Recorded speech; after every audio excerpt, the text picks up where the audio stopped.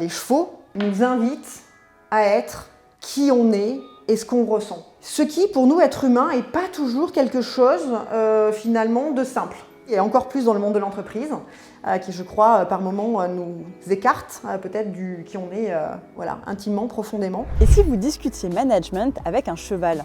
C'est un petit peu le projet de Cabalis, une start-up qui propose des formations d'équi-coaching pour replacer la notion de confiance au sein des interactions dans les entreprises. Aujourd'hui, on vous emmène avec nous au Poney Club de Brimborian pour participer à une session de formation. Le management, ça vient aussi du latin manu, agere, qui signifie du coup mener par la main. C'est un terme qui ensuite s'est beaucoup perdu et est réapparu sous la notion de managere, qui signifie conduire sa monture au manège. Le manège étant le lieu dans lequel le cavalier va ensuite travailler. La notion de management, elle est en miroir, en tout cas elle fait écho à comment je vais créer des conditions préalables et favorables à ce qu'il y ait coopération entre ensuite l'écuyer et sa monture dans le manège quand il sera l'heure de travailler. Je m'appelle Suzanne Castel, je suis donc fondatrice de Cabalis, qui est un cabinet spécialisé en équi-coaching et en consulting. Vraiment, ce que je cherche à faire, c'est réconcilier l'épanouissement des talents et la performance des organisations. Tester l'équi-coaching, pour moi, c'était une autre façon en fait, de voir comment on peut apprendre à écouter sans les paroles. Un peu comprendre comment moi je suis efficace en communication envers un animal et comment ensuite transposer tous ces enseignements avec mon équipe au travail. J'adore les chevaux, j'adore les animaux et j'ai une bonne relation avec, précisément parce que tout passe par le non-verbal et du coup tout ça, ça se transfère dans le monde du travail pour moi. Je suis une manager qui va écouter avant de parler. Le but des expériences que je vais vous proposer aujourd'hui, ce qui nous intéresse, c'est travailler sur la qualité des interactions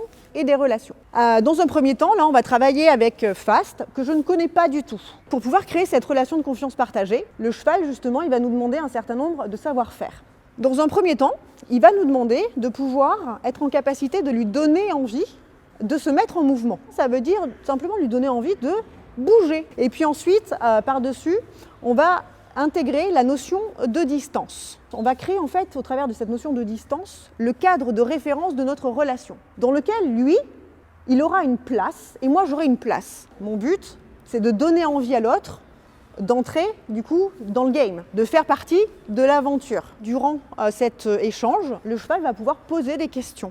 Donc il ne va pas se mettre à parler d'un coup, il ne va pas lever la patte, mais c'est au travers de son comportement qu'on va justement pouvoir comprendre qu'à ce moment-là, c'est une question qui est posée. L'objectif, ça va être de pouvoir permettre à des dirigeants, des managers, des équipes, de pouvoir développer justement leurs compétences relationnelles, managériales pour certains, et comportementale. J'aime pas le mot manager dans le sens qui est utilisé en France. C'est plutôt un leadership que j'essaye d'avoir dans tous les projets que j'entreprends. Le management participatif, pour nous, chez SA, ça veut dire qu'on est tous une structure horizontale. Bien sûr, dans le sens de l'entreprise, il faut bien avoir une direction vers laquelle on y va, mais le comment est co-construit en fait avec les collaborateurs. Le participatif, c'est le démocratique et du coup, ça demande des fois un peu d'ajustement. C'est vrai que la process communication nous a beaucoup aidé par rapport à ça. Pour moi, c'est très basique en fait. Si on s'occupe de toi en tant que personne d'abord et ensuite en tant qu'employé ou manager ou directeur ou de quoi que ce soit, ça crée un lien de confiance qui va être la base de toute construction de projet,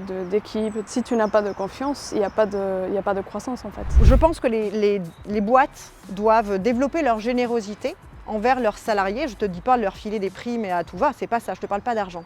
Mais vraiment, je pense que par un certain nombre de savoir-être, tu peux vraiment créer un environnement qui soit un environnement, encore une fois, épanouissant. Et derrière, du coup, comme dit Châteauforme, des talents heureux font des clients heureux.